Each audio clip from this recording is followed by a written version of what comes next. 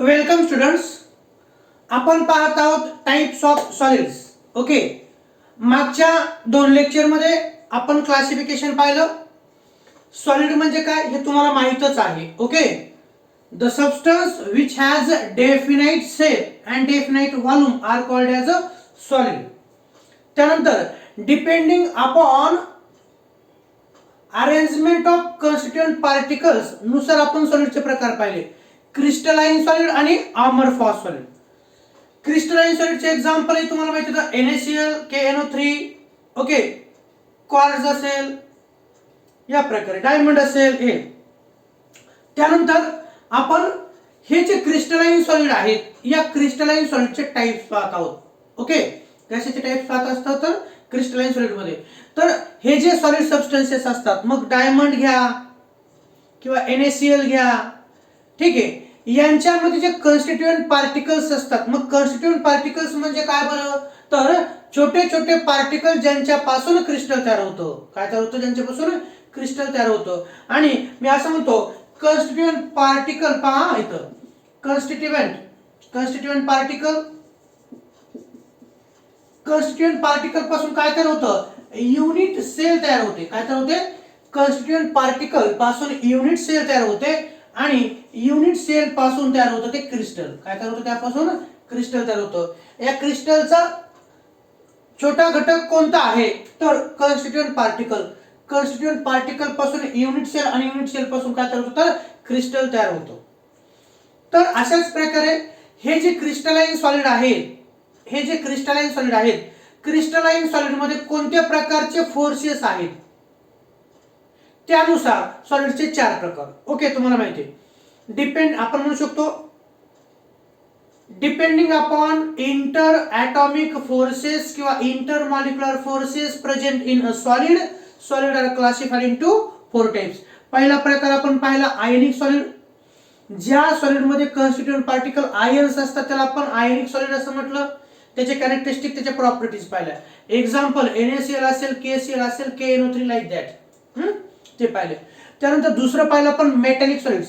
The solids in which constituent particles are the elements of the same atom किंवा atoms of the same element असे म्हणू शकतात. Okay, metallic solid म्हणजे काय? The solids in which constituent particles are the atoms of the same element are called as a metallic solids. त्याचे example पाहिले. मग gold मेटलचं crystal असेल, सिल्वर मेटलचं क्रिस्टल असेल, कॉपर असेल, आयर्न असेल, या प्रकारे. त्यानंतर तिसरा प्रकार आपण पाहिला होता मॉलिक्युलर सॉलिड्स. ज्या सॉलिडमध्ये कॉन्स्टिट्युएंट पार्टिकल्स हे मॉलिक्युल्स असतात. H2 असेल, Cl2 असेल, अशा प्रकारे. तर त्यांना आपण मॉलिक्युलर सॉलिड्स असं म्हटले. त्यानंतर मॉलिक्युलर सॉलिड मध्ये पुन्हा 3 वेगवेगळे प्रकार आपण पाहिले. तर polar molecular solid, example HCl solid असेल, सॉलिडिफाईड म्हणजे HCl सॉलिड असेल. ओके, HF सॉलिड असेल, या प्रकारे. नंतर नॉन पोलार मॉलिक्युलर सॉलिड्स आपण पाहिले, म्हणजे ज्या सॉलिड मध्ये नॉन पोलारच मॉलिक्युल असतात. मग ते क्लोरीन मॉलिक्युल असेल, ओके, क्लोरीन सॉलिड असेल, H2 सॉलिड असेल, I2 सॉलिड असेल, नॉन पोलार मॉलिक्युल पासून तयार झालेलं ते सॉलिड असेल. आणि त्या तिसरा प्रकार पाहिला होता आपण मॉलिक्युलर सॉलिड मध्ये, तो कोणता? Inter molecular hydrogen bonding.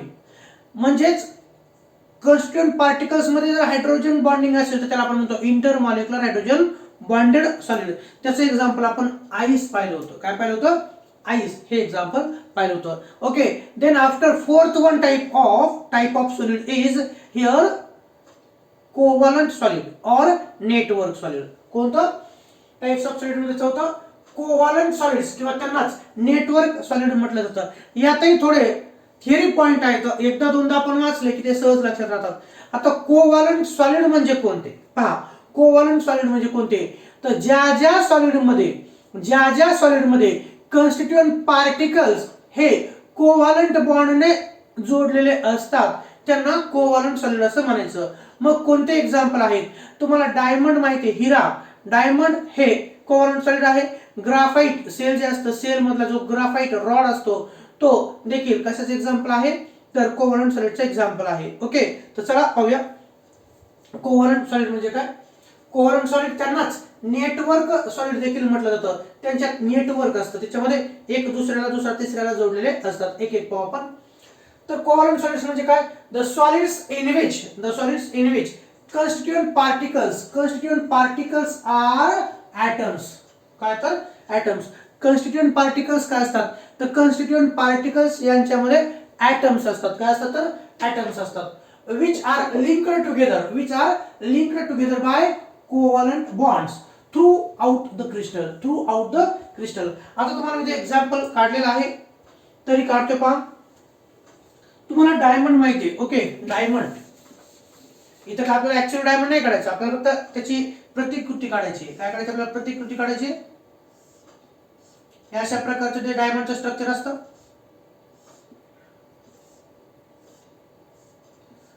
Okay, so consider this is a diamond. काय कन्सिडर करायचं आपल्याला? तर हे काय आहे? तर हे डायमंड आहे असं गृहीत धरा. आणि डायमंड दिसायला असं दिसतं, पण ते कशापासून तयार झालं असतं? तर diamond is a allotrope of carbon. कशाचं ॲलोट्रोप आहे? ते कार्बनचा आहे. ओके, आणि डायमंड मध्ये तुम्हाला मी असं सांगतो, हा जर मी कार्बन ॲटम म्हटलं तर एक कार्बन ॲटम 4 कार्बनला जोडलेला असतो. एक कार्बन ॲटम किती कार्बनला?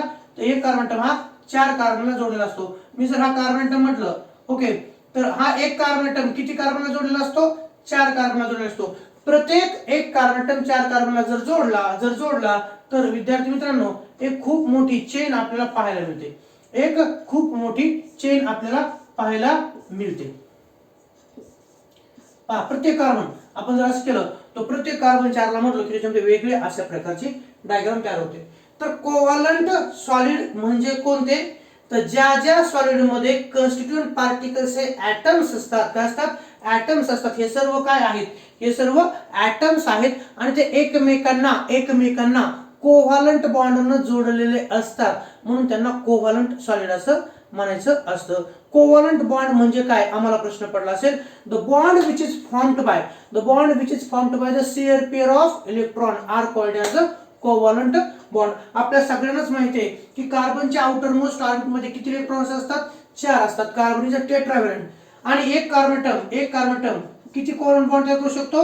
4 कोव्हलंट बॉन्ड तयार करू शकतो. हा कार्बन ॲटम 4 कार्बन सोबत कोव्हलंट बॉन्ड तयार करू शकतो. आता हे जे कार्बन ॲटम आहेत, हे कार्बन ॲटम पुन्हा 4 कार्बन ॲटम सोबत काय करू शकतात? ते कोव्हलंट बॉन्ड तयार करू शकतात. म्हणजेच ही साखळी काय होईल? तर ही साखळी वाढत जाणार आहे. Carbon having a property to form 4 covalent bonds. Okay, चला, म्हणून पहिलं लक्षात घ्या, कोव्हलंट सॉलिड्स म्हणजे काय? The solids in which the constituent particles are atoms. Constituent particles काय असतात? ॲटम्स.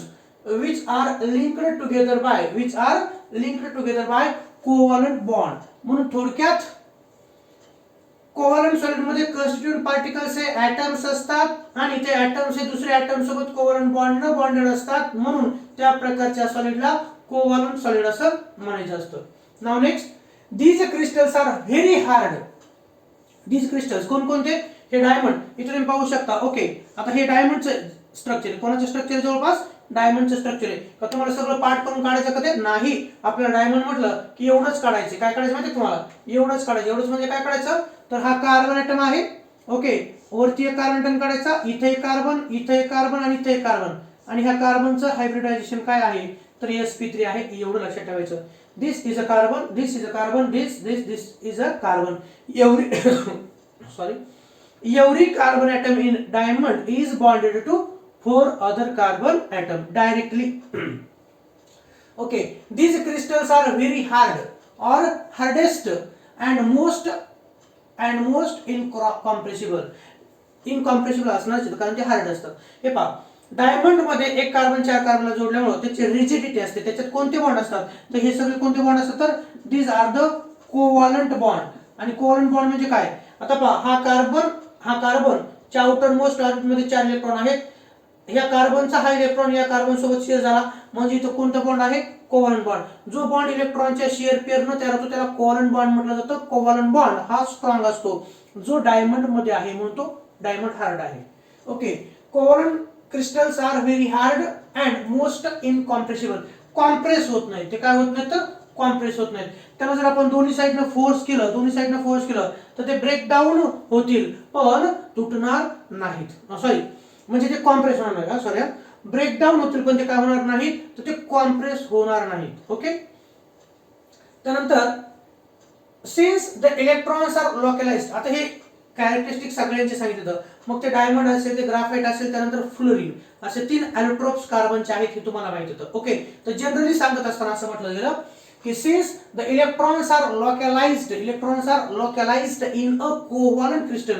इलेक्ट्रॉन्स आर लोकलाइज्ड म्हणजे काय, इलेक्ट्रॉन्स हे एका जागेवरती आहेत. जसं हा कार्बन असेल, या कार्बनचा या कार्बन सोबत, या कार्बनचा या कार्बन सोबत, या कार्बनचा या कार्बन सोबत आणि या कार्बनचा या कार्बन सोबत शियर पिअरनं बॉन्ड तयार झालेले असतील, ते इलेक्ट्रॉन्स स्टेबल असतील म्हणजे जागेवर असतील, त्यांचं डिलोकलायझेशन होत नाही.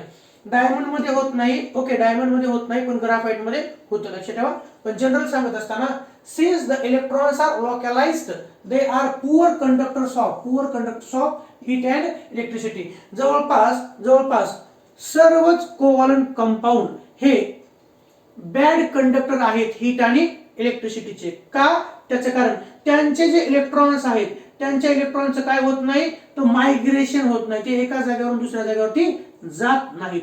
Most of the covalent compounds are bad conductor of heat and electricity because they do not contain free electrons or they do not produce ions. Okay, यामुळे but exceptionally okay electricity except graphite. कोणता, graphite, हे लक्षात ठेवा. Which of the following covalent compound is a good conductor of electricity, तर त्याचं उत्तर आहे graphite. Okay, graphite is a good conductor of electricity because it content unpaired electron in its crystal. Okay, इथं पुढे लिहिलेलं आहे, sorry. Graphite is a good conductor of electricity because it contains unpaired electron. कोणते electron, unpaired electron in its structure. Sorry. It contains unpaired electron in its structure. कोणते electrons असतात, unpaired electrons असतात. त्याचं कारण सांगणार आहे तुम्हाला मी. ग्राफाइट मध्ये एक कार्बन हा 3 कार्बनला जोडलेला असतो, त्यामध्ये एक अनपेअर्ड इलेक्ट्रॉन असतो. पुढे मी तुम्हाला सांगणारच आहे.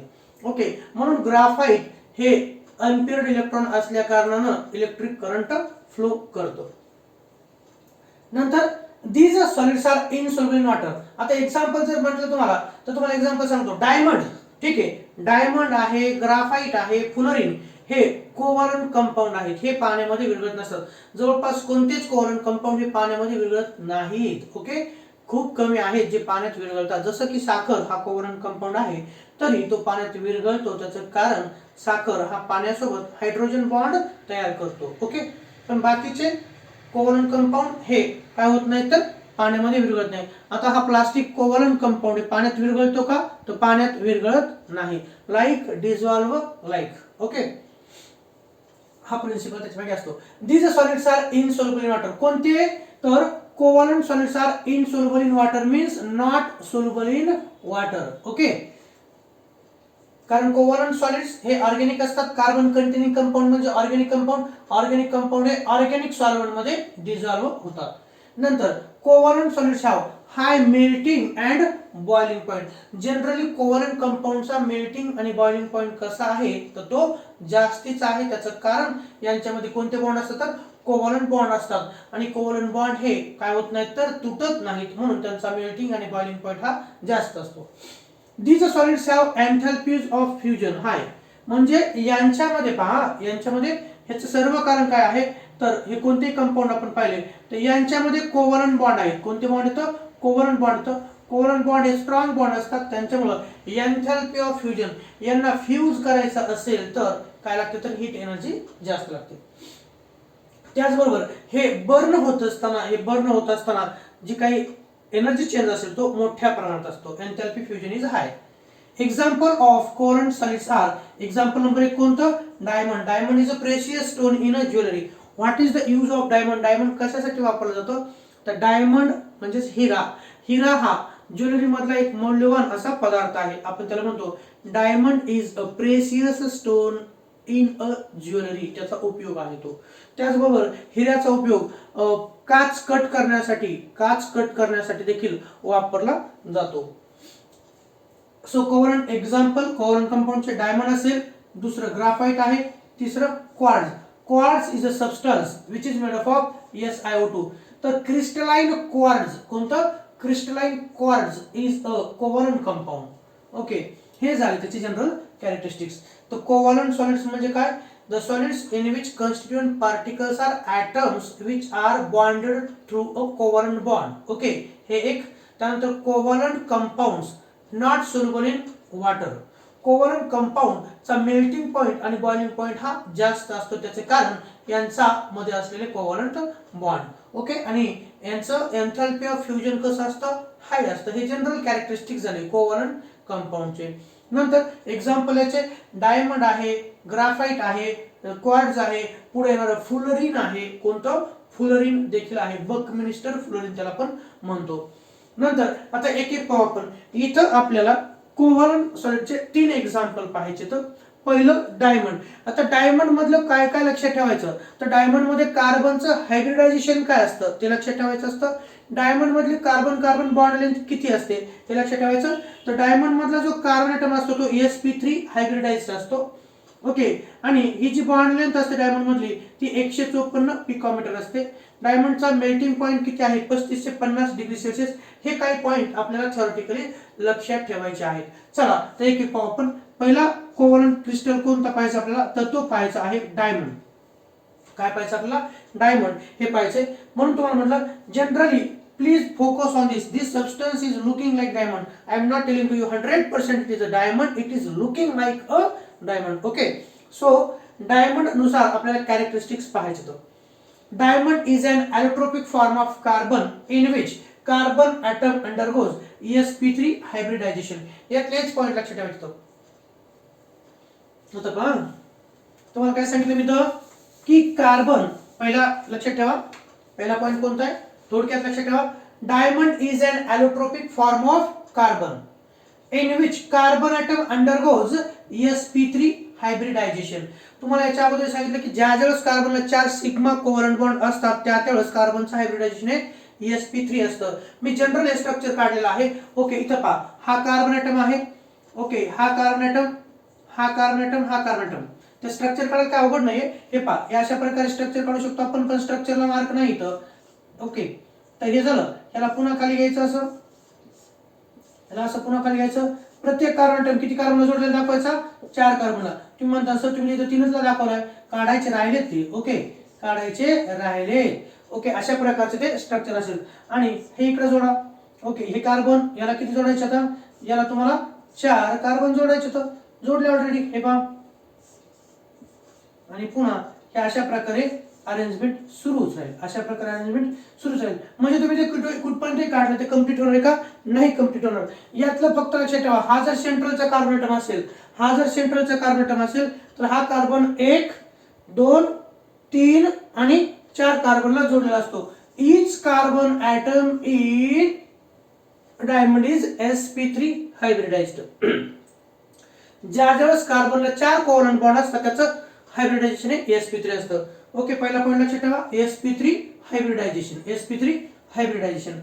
each carbon atom is covalently bonded, each carbon atom is covalently bonded to other 4 carbon atoms.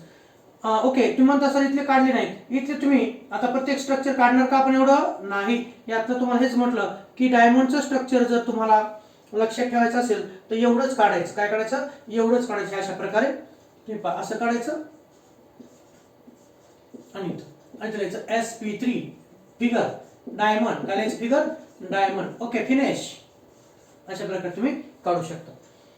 Each carbon atom is covalently bonded to 4 other carbon atoms. किती? Other 4 carbon atoms. It has tetrahedral geometry. What is the geometry of diamond? So, diamond having a tetrahedral geometry. एक carbon 4 कार्बनला जोडल्यामुळे methane. हे पहा, आपण जर समजा हे जोडलं, आता हे जर जोडलं तर ही जिओमेट्री कोणती झाली? So this geometry is called as a tetrahedral. किंवा तुम्ही इथंही पाहू शकता. म्हणून diamond has a tetrahedral geometry. Then after diamond has 3 dimensional network involving strong carbon-carbon bonds. Hence, it has a melting point 3550 degree Celsius, 35 say 50 degree Celsius. Diamond मध्ये एवढंच पहा, diamond यामध्ये एक कार्बन ॲटम हा 4 कार्बनला जोडल्या कारणानं इथं काय झालं, एक विशेष प्रकारचं नेटवर्क तयार झालेलं आहे. ओके, आणि या नेटवर्क तयार होण्याचं कारण इथं कोणते बॉन्ड, तर कोव्हलंट बॉन्ड. आणि म्हणून covalent solids are also called as a network solid.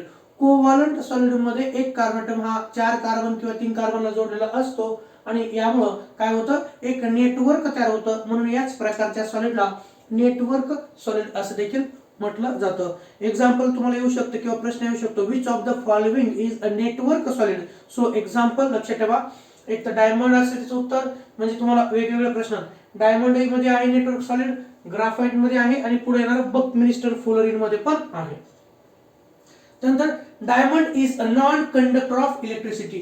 Diamond is a non conductor of electricity. आपण मागच्या मेटॅलिक सॉलिड मध्ये पाहिलं होतं की कंडक्टर कोणते असतात, तर ज्या सबस्टन्स मध्ये किंवा ज्या सॉलिड मध्ये फ्री इलेक्ट्रॉन्स असतात, फ्री इलेक्ट्रॉन्स असतात किंवा त्यांचे मोल्टन स्टेट मध्ये किंवा त्यांच्या पाण्यातल्या सोल्युशन मध्ये आयन्स तयार होतात, ते सॉलिड्स किंवा ते सबस्टन्सेस गुड कंडक्टर असतात. ओके, आता हे जे डायमंड आहे, डायमंड कोणत्या स्टेट मध्ये आहे, तर डायमंड तुम्हाला माहिती आहे सॉलिड स्टेट मध्ये आहे. कोणत्या स्टेट मध्ये असतं डायमंड, डायमंडचा म्हणजे हिरा कोणत्या स्टेट मध्ये, तर सॉलिड स्टेट मध्ये. आणि इथं एक कार्बन ॲटम आपण पाहिलं, एक कार्बन ॲटम तुम्ही तर पाहू शकता, हे कार्बन ॲटम आहे तुम्हाला म्हटलं मी. आणि हे कोणते आहेत, ह्या कार्बनचे आउटर मोस्ट ऑर्बिट मधले इलेक्ट्रॉन आहेत 1 2 3 4.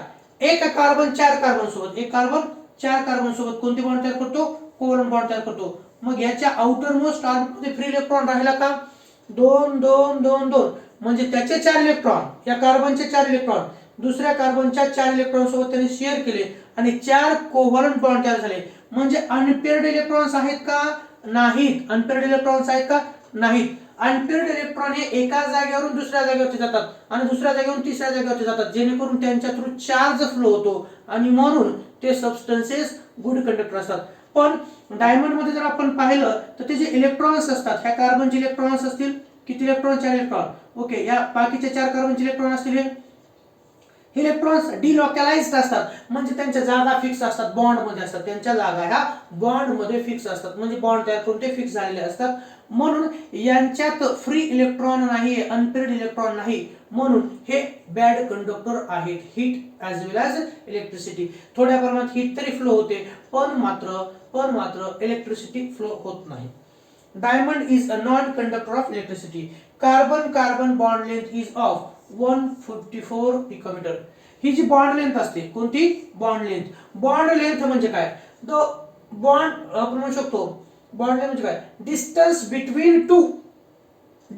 Between two bonded atom is called as a bond length. 2 carbon atom मधली बॉन्ड लेंथ किती आहे डायमंड मध्ये, तर ती आहे 154 पिकोमीटर. किती आहे, 154 पिकोमीटर. एवढे पॉइंट तुम्हाला डायमंडच्या बाबतीत लक्षात ठेवायचे. ओके, डायग्राम काय जशाच तसे काढा म्हणलं का तुम्हाला मी, नाही, फक्त आपल्याला स्केच थोडक्यात लक्षात ठेवायचं आहे. Every carbon is bonded to another 4 carbon atom. सगळंच काढत बसता तर पूर्ण तुमच्या होई त्यांनीच बरोबर. तर असो, डायमंड विषयी काय काय लक्षात ठेवायचं, diamond is a allotropic form of carbon. त्यानंतर डायमंड मधला प्रत्येक कार्बनचा hybridization, carbon atom in diamond is sp3 hybridization. Carbon carbon bond length in diamond is of 154 picometer. Diamond does not contain any unpaired electron, hence it is a bad conductor of electricity. Okay, diamond is a hard, it is a strong, hence its melting point is 3550, म्हणजेच काय 3550 degree Celsius. And then after bond length, you know that very well. So this is all about the diamond, which is a first type of covalent crystal. Then second example we have to focus, it is graphite. कोणाकडे पाहायचं आपल्याला, graphite कडे पाहायचं. नीट पहा graphite कडे. आता graphite कुठं असतं नाही का, डायमंड तर माहिती आहे, मी चित्रपटात डायमंड पाहतो. ओके, किंवा डायमंड म्हणजे काय, तर तो एक ज्वेलरीचा भाग आहे, तो नाही का आभूषणाचा भाग आहे, त्याला आभूषण म्हणतो आपण, म्हणजेच दागिने. दागिन्यामध्ये डायमंड हा वापरला जातो. आता पाहूया ग्राफाइट. आता ग्राफाइटचा उपयोग काय असतो? जसं हे डायमंड आहे ना, डायमंडचा उपयोग काय पहा, तुम्हाला सांगतो मी. डायमंडचा उपयोग काय, तर डायमंडचा उपयोग मौल्यवान हिरा किंवा डायमंडचा उपयोग मौल्यवान दगड म्हणून केला जातो. जसं आपण इंग्रजीत म्हणतो, diamond is used as a precious stone in a jewellery. मौल्यवान आभूषण म्हणून त्याचा उपयोग हा ज्वेलरीमध्ये केला जातो. ओके. त्यानंतर diamond is used in cutting of glass. Glass cut करण्यासाठी, काच कट करण्यासाठी देखील डायमंडचा उपयोग हा केला जातो. काच किंवा कधी कधी मेटल, हलके मेटल कट करण्यासाठी देखील त्याचा उपयोग केला जातो. आता नाव नेक्स्ट पाहूया ग्राफाइट. आता ग्राफाइट कुठं असतं? तर ग्राफाइट तुम्हाला सांगतोय पहा, ग्राफाइट तुम्हाला असे एव्हरेडीचे सेल माहित होतं. ओके, एव्हरेडीचे सेल माहित होतं. हे मोठे पण सेल असतात. ओके, हे मोठे पण सेल असतात. तर या सेल मध्ये एक रॉड असतो पहा मध्ये, असा हे आहे ना, याच्यामध्ये एक रॉड असतो, rod. So that rod is a graphite rod. तो ग्राफाइट रॉड असतो. कोणता रॉड असतो? ग्राफाइट रॉड असतो. जनरल मी स्ट्रक्चर इथं काढतोय. पुढे आपल्याला इलेक्ट्रोकेमिस्ट्री मध्ये पाहायचंच आहे.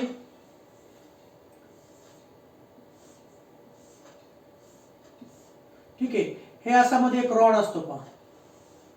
ओके, हे जर सेल असेल, ओके, हे काय असेल तर सेल असेल, तर या सेल मध्ये हा काय असतो? ग्राफाइट रॉड असतो. काय असतो तर? Graphite rod. तर या ग्राफाइट रॉडचे आपल्याला पाहायचे, किंवा ग्राफाइट म्हणजे काय असतं, तर ग्राफाइट मध्ये लेयर स्ट्रक्चर असतं. हेक्सागोनल लेयर असतात त्या, आणि त्याचं स्ट्रक्चर आहे ग्राफाइटचं. हे ग्राफाइटचा उपयोग कशासाठी केला जातो? ग्राफाइटचा उपयोग हे ज्याला आपण म्हणतो वंगण तयार करण्यासाठी केला जातो. त्याला लुब्रिकंट असं म्हटलं जातं. Graphite is used in a lubricating oil. Oil जे असतं टू व्हीलर फोर व्हीलर मध्ये, ते जे ऑइल असतं, ते ऑइल कॅस्ट्रॉल वगैरे, तर ते लुब्रिकेटिंग ऑइल आहे, ते ग्राफाइट पासून तयार झालेलं असतं. त्याचबरोबर ग्राफाइट रॉडही असतो. आपल्याला जे सेल माहिती आहे, बॅटरीचा सेल असतो, त्या सेल मध्ये हे जे मधला रॉड असतो तो it is a graphite rod. कोणता असतो तर? Graphite rod. लक्षात ठेवा, ग्राफाइट म्हणजे काय त्याच्यासाठी तुम्हाला मी सांगत आहे. तर हे तुम्ही स्ट्रक्चर पाहू शकता, हे तुम्ही स्ट्रक्चर पाहू शकता. ते स्ट्रक्चर मी इथे काढतो.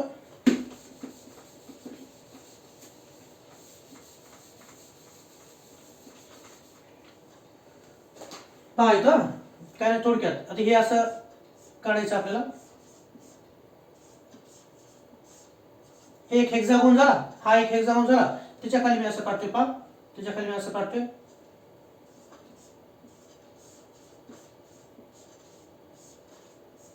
ठीक आहे, हे याला जोडायचं, हे याला जोडायचं, हे याला जोडायचं, हे याला जोडायचं. अशा प्रकारे हेक्सागोनल लिंकेज असतात. हेक्सागोनल लिंक, ही पहिली लेयर, ही दुसरी लेयर, अशा प्रकारे लेयर्स असतात. तर हेक्सागोन्स त्याच्यामध्ये पाहायला आपल्याला मिळतात. तर ग्राफाइट विषय पाहू आपण. Graphite is an allotropic form of carbon. Graphite हा पण काय आहे? ॲलोट्रोप आहे. काय आहे तर? Allotrope. Graphite is an allotropic form of carbon in which carbon atom undergo sp2 hybridization. आता यामध्ये तुम्हाला मी असं म्हणेल की प्रत्येक कार्बन किती कार्बनला जोडलेला असतो? तर जर कार्बन हा 4 कार्बनला डायरेक्टली जोडलेला असेल तर त्याचा हायब्रिडायझेशन हे कोणतं असतं? sp3 असतं. पण कार्बन हा 3 कार्बनला जोडलेला असेल तर त्याचं हायब्रिडायझेशन हे sp2 असतं. काय असतं? sp2. इथे तुम्ही पाहू शकता, मी असं म्हणेल की कोणताही कार्बन ॲटम, ओके, कॉर्नरची ना, हा कार्बन ॲटम असेल, याचं हायब्रिडायझेशन काय? sp2. याचं हायब्रिडायझेशन काय? sp2. तुम्ही म्हणता सर जोडायचं आहे इथं, तर ठीक आहे, काही जे असतील, हे जे तुम्हाला कार्बन दिसतात ना, हे कार्बन ॲटम, तर यांचं हायब्रिडायझेशन काय आहे तर sp2 आहे. Graphite is an allotropic form of carbon in which carbon atom undergoes sp2 hybridization. In graphite, each carbon atom is covalently bonded to 3 other carbon atoms. किती कार्बनला? 3 कार्बन ॲटमला तो जोडलेला असतो, प्रत्येक carbon atom. It has 2 dimensional sheet like structure. हे कसं असतं तर 2D स्ट्रक्चर असतं. कसं असतं तर 2D स्ट्रक्चर असतं. ही एक लेयर झाली आणि ही दुसरी layer. It has a 2 dimensional sheet like structure. काय आहे त्या तर? सीट. आपण याला म्हणतो ना, ही एक सीट धरा गृहीत, ही एक सीट, त्याचबरोबर ही खालची सीट. तर ही एक सीट, तर सीट लाईक स्ट्रक्चर आहे. आपण ज्याला म्हणतो ही एक सीट झाली, ही एक सीट झाली. तसं ही पहिली लेअर म्हणजे पहिली सीट, दुसरी लेअर म्हणजे दुसरी सीट, तिसरी लेअर म्हणजे तिसरी सीट. तर अशा प्रकारे सीट लाईक स्ट्रक्चर त्याचं असतं. It has 2 dimensional sheet like structure. कोणाचं? ग्राफाइटचं. Each sheet has hexagonal planar ring structure. आणि त्याच्यामध्ये काय असतं तर हेक्सागोन असतं. काय असतं तर हेक्सागोन लाईक, हे अशा प्रकारचे हेक्सागोन्स असतात. Each seat has hexagonal planar ring structure. Layers are held by van der Waals forces. Hence it is a soft. आणि हे जे डायमंड आहे पहा, काहीच नाही अवघड. हे जे आहे ना हेक्सागोन, आता हे जोडायचे असे. ओके, ही एक लेअर झाली. प्रत्येक असं काढायचं, त्याचबरोबर खाली असं काढायचं. ते काय तुम्हाला डायग्राम काढायला विचारली जात नाही. तुम्हाला डायग्राम विचारली जात नाही, यातले काही पॉइंट विचारले जातात की ग्राफाइट मधला प्रत्येक कार्बन हा किती कार्बनला जोडलेला असतो. तर ग्राफाइट मधला प्रत्येक कार्बन ॲटम हा 3 कार्बन ॲटमला जोडलेला असतो. ग्राफाइट मधल्या कार्बनचं हायब्रिडायझेशन काय असतं तर sp2 असतं. कोणतं असतं? sp2. ग्राफाइट मध्ये ज्या लेअर असतात, ग्राफाइट मध्ये ज्या लेअर असतात, ही समजा आपण म्हटलं एक लेअर, ही दुसरी लेअर, ह्याच्याकडे तिसरी, ह्याच्याकडे चौथी. तर 2 लेअर मध्ये किती अंतर असतं तर 2 लेअर्स मध्ये 340 पिकोमीटर एवढं अंतर असतं. किती असतं? 340 पिकोमीटर. जसं आपण म्हणतो ना डायमंड मधली बॉन्ड लेंथ ही 154 पिकोमीटर आहे, तसं पहिली लेअर, दुसरी लेअर, तिसरी लेअर असं लेअर मधलं डिस्टन्स किती असतं तर लेअर मधलं डिस्टन्स हे 340 पिकोमीटर असतं. किती असतं? 340 पिकोमीटर एवढं असतं. आणि हे जे असतं तर याची बॉन्ड लेंथ किती आहे तर 141.5 आहे. किती तर 141.5. हे जे हेक्सागोन्स असतात 141.5 पिकोमीटर. इन ग्राफाइट झालं. ओके, लेयर्स आर हेल्ड झालं. Layers are held by van der Waals forces, hence it is a soft. हे डायमंड हार्ड आहे, डायमंड हार्ड आहे. आणि ग्राफाइट हे कसं आहे तर ग्राफाइट हे सॉफ्ट आहे. Graphite is a good conductor of electricity. Graphite हे कसं आहे तर गुड कंडक्टर आहे इलेक्ट्रिसिटीचं. असं का? त्याचं कारण सांगतो. का असं का? त्याचं कारण सांगतो. तर हे पहा, हा कार्बन ॲटम काढला. ओके, हा कार्बन ॲटम काढला. कार्बनच्या आउटर मोस्ट ऑर्बिट मध्ये किती इलेक्ट्रॉन येतं? 4. ओके, ग्राफाइट मधला प्रत्येक कार्बन हा किती कार्बन सोबत जोडलेला आहे? मी जर असं म्हटलं हा कार्बन पहा, हा कार्बन. ओके, हा कार्बन किती कार्बन जोडलाय? 1, 2 आणि 3. ओके, एक कार्बन ॲटम ग्राफाइट मधला 3 कार्बनला जोडलेला असतो. एका कार्बनच्या आउटर मोस्ट ऑर्बिट मध्ये किती इलेक्ट्रॉन आहेत? 4. 4 पैकी पहा, 4 पैकी तो कार्बन हा 3 कार्बन सोबत कोव्हॅलेंट बॉन्ड तयार करतो. या कार्बननं 1, 2 आणि 3 कार्बन सोबत कोव्हॅलेंट बॉन्ड तयार केला. आणि हा जो इलेक्ट्रॉन राहिला का, हा pz ॲटॉमिक ऑर्बिटल मध्ये अनपेअर्ड इलेक्ट्रॉन राहिलाय. पहा, अनपेअर्ड इलेक्ट्रॉन कोणत्या ऑर्बिटल मध्ये? pz ॲटॉमिक ऑर्बिटल मध्ये अनपेअर्ड इलेक्ट्रॉन राहिलेला आहे. आणि इथं जे अनपेअर्ड इलेक्ट्रॉन्स असतात हे काय करतात? थ्रू आउट क्रिस्टल फिरत राहतात. ते काय करतात? थ्रू आउट क्रिस्टल फिरत राहतात. एका कार्बनचा एक अनपेअर्ड इलेक्ट्रॉन, एका कार्बनचा एक अनपेअर्ड इलेक्ट्रॉन. आता ही जी लेयर स्ट्रक्चर आहे ते पूर्ण कार्बन तयार झालेलं आहे. हे जे तुम्हाला डॉट दिसतात हे कॉन्स्टिट्यूएंट पार्टिकल्स कार्बन आहेत. मग एका कार्बनचा एक अनपेअर्ड इलेक्ट्रॉन, अशा अनेक कार्बनचे किती? अनेक अनपेअर्ड इलेक्ट्रॉन. आणि इलेक्ट्रॉन हे एका जागेवरून दुसऱ्या जागेवरती, दुसऱ्या जागेवरून तिसऱ्या जागेवरती उड्या मारतील, मायग्रेट होतील. आणि मायग्रेट झाल्यामुळे त्यांच्यातून करंट फ्लो होतो. म्हणून graphite is a good conductor of electricity. Okay, आणि कोणत्या ऑर्बिटल मध्ये अनपेअर्ड इलेक्ट्रॉन असतो? pz ऑर्बिटल मध्ये अनपेअर्ड इलेक्ट्रॉन असतो. आणि म्हणून तिथं pz मधून तिथं पाय बॉन्ड देखील तयार होतो. हे जे काही इलेक्ट्रॉन एका जागेवरून दुसऱ्या जागेवर जातात तिथं काही प्रमाणात पाय बॉन्ड देखील तयार होतो. आणि जे पाय बॉन्ड मधले पाय इलेक्ट्रॉन्स असतात, पाय इलेक्ट्रॉन जे तयार होतील, पाय इलेक्ट्रॉन्स, तर ते एका जागेवरून दुसऱ्या जागेवरती जातील. आणि म्हणून graphite is a good conductor of electricity. आपल्याला माहिती आहे अनपेअर्ड इलेक्ट्रॉन जर असतील तर तो सबस्टन्स कसा असणार आहे? Good conductor. कशामुळे? कारण electron carry charges. Graphite is a good conductor of electricity झालं. Distance between 2 layers is 340 picometre. तर लेयर जे स्ट्रक्चर आहे, ग्राफाइटचे जे लेयर असतील, पहिली लेयर, दुसरी लेयर, तिसरी लेयर, चौथी लेयर, तर त्या लेयर मधलं अंतर किती आहे? In graphite distance between two layers is of 340 picometre. 340 picometre म्हणजेच तर आपण म्हणू शकतो 3.4 angstrom. Distance between two layers is 340 picometre and carbon carbon bond length is of 141.5 picometre. म्हणजे हे जे हेक्सागोन आहे याच्यातलं जे अंतर आहे ते किती आहे तर 141.5 पिकोमीटर एवढं आहे. So this is all about the graphite. Okay, graphite मधलं काय काय लक्षात ठेवायचं. Graphite is a allotropic form of carbon. पहिला point. In graphite each carbon atom is bonded to how many carbon atom? Each carbon atom is bonded to 3 other carbon atom directly. Okay, directly. Okay, and each carbon atom contain one unpaired electron.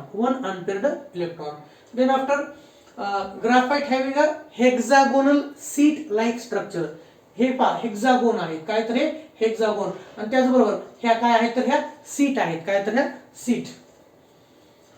नंतर distance between layer माहित तुम्हाला, दोन layers मधलं distance 340 picometre आहे आणि hexagon मध्ये जे दोन कार्बन आहेत त्यांचं मधलं 141.5 पिकोमीटर एवढं डिस्टन्स आहे. Okay, so please note down दिस.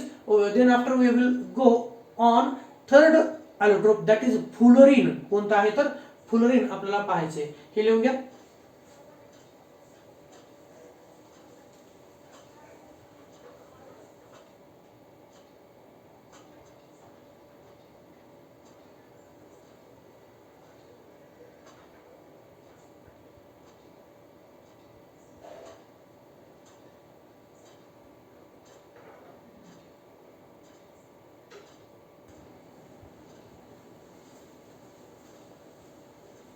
हा आपण पाहूया तिसरा ॲलोट्रोप ऑफ कार्बन. ते कोव्हलंट सॉलिडचं जे एक्झाम्पल आहे ते म्हणजे कोणतं, बकमिनिस्टर फ्लोरीन. याचं नाव काय आहे, यालाच बक बॉल देखील म्हटलं जातं. याला काय म्हटलं जातं, बकमिनिस्टर फ्लोरीन किंवा यालाच बक बॉल असं देखील म्हटलं जातं. याचा मॉलिक्युलर फॉर्म्युला काय आहे तर C60 आहे. कोणतं तर C60, कार्बन 60 हे बकमिनिस्टर फ्लोरीन आहे. थोडक्यात आपल्याला पाहायचे एमसीक्यू साठी जर आलं तर पहा, फ्लोरीन यालाच काय म्हटलं जातं तर फ्लोरीन हे जे ॲलोट्रोप आहे त्यालाच बकमिनिस्टर फ्लोरीन असं देखील म्हटलं जातं, बकमिनिस्टर फ्लोरीन. ओके, सो पहा फ्लोरीनचं स्ट्रक्चर कोणतं आहे तर हे आहे फ्लोरीनचं स्ट्रक्चर. हे फुटबॉल सारखं स्ट्रक्चर यामध्ये आपल्याला पाहायला मिळतं. या फ्लोरीन मध्ये काही 5 मेंबर रिंग आहेत जसं तुम्ही पाहू शकता. हे जे आहे तर हे आहेत 5 मेंबर. या फ्लोरीन मध्ये 5 मेंबर रिंग आहेत. किती मेंबर, 5 मेंबर रिंग आहेत आणि त्याचबरोबर ही झाली 5 मेंबर आणि त्याचबरोबर 6 मेंबर देखील रिंग आहेत. त्याचबरोबर 6 मेंबर देखील रिंग आहेत. 5 मेंबर किती तर पाहू शकता, इट कंटेन 20 ह्या 6 मेंबर आणि 12 ह्या 5 मेंबर रिंग आहेत. सगळ्याच रिंग काही तर काढणं शक्य नाही, त्यातलं फक्त लक्षात ठेवायचं. ओके, फ्लोरीनच्या बाबतीत प्रत्येक कार्बन अटम हा किती कार्बनला जोडलाय.